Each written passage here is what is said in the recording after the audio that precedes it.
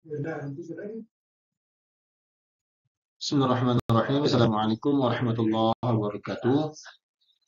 Perkenalkan, nama saya Muhammad Rudiadi dengan NIM 200306021. Di sini saya akan menjelaskan tentang keamanan database. Yang pertama, terkait dengan konsep dasar keamanan database, di mana keamanan database atau bank data mencakup berbagai tindakan yang digunakan untuk mengamankan sistem manajemen database dari serangan cyber yang berbahaya dan penggunaan yang tidak sah. Program keamanan database dirancang untuk melindungi tidak hanya data dalam database, tapi juga sistem manajemen data itu sendiri dan setiap aplikasi yang mengaksesnya dari penyalahgunaan atau kerusakan dan intrusi.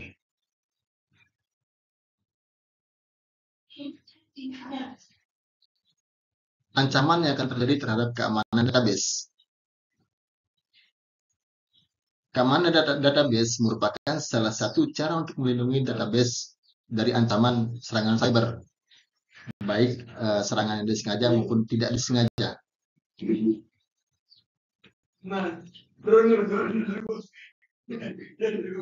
Dan di sini ada beberapa kategori keamanan database.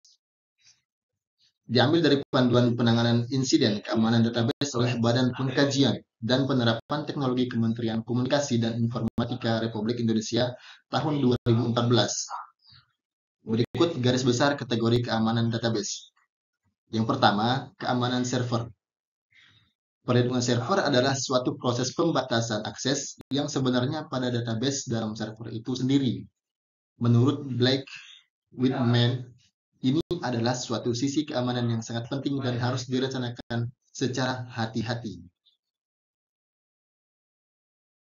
Yang kedua, trusted IP access, di mana setiap server harus dapat mengkonfigurasikan alamat IP yang diperbolehkan mengakses dirinya, sebagaimana tidak mengizinkan orang lain memasuki rumah seorang tanpa izin. Maka tidak dapat pula mengizinkan semua orang dapat mengakses server dari sebuah organisasi. Seperti itulah contoh keamanan dari trust IP access, di mana orang itu tidak semena-mena tidak bisa memasuki rumah orang tanpa seizin yang punya. Yang ketiga, database connection. Saat ini semakin banyaknya aplikasi dinamis menjadi sangat menggoda untuk melakukan akses yang cepat, bahkan update yang langsung tanpa autentifikasi. Jika kita ingin mengizinkan pemakai dapat mengubah database melalui web page, pastikan memvalidasi semua masukan untuk memastikan bahwa inputnya benar, terjamin, dan aman. Yang keempat, table access control, di mana yang keempat ini yaitu kontrol akses table ini adalah salah satu bentuk keamanan database yang sering diabaikan karena cukup sulit penerapannya. Penggunaan kontrol akses table yang benar dibutuhkan kolaborasi antara sistem administrator dengan pengembang database-nya.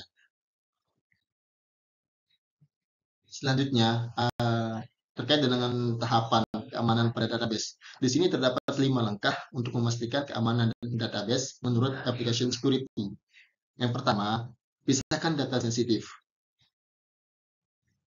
Pertahankan inventaris yang akurat dari semua database yang digunakan di seluruh organisasi. Yang kedua, eliminasi kerentanan. Terus-menerus melakukan identifikasi dan memulihkan kerentanan yang mengekspos database. Yang ketiga, enforce less privilege. Identifikasi hak pengguna dan menegakkan kontrol akses dan hak istimewa pengguna untuk membatasi akses hanya pada data minimum yang diperlukan bagi karyawan untuk melakukan pekerjaannya. Selanjutnya yang keempat, pantau penyimpangan atau anomali. Di mana ini terapkan kebijakan yang sesuai dan pantau kerentanan yang tidak dapat diperbaiki untuk setiap dan semua kegiatan yang menyimpang dari kegiatan yang diperbolehkan. Yang kelima, tanggapi perilaku yang mencurigakan, waspada, dan tanggapi perilaku abnormal atau mencurigakan secara real time untuk meminimalkan resiko serangan.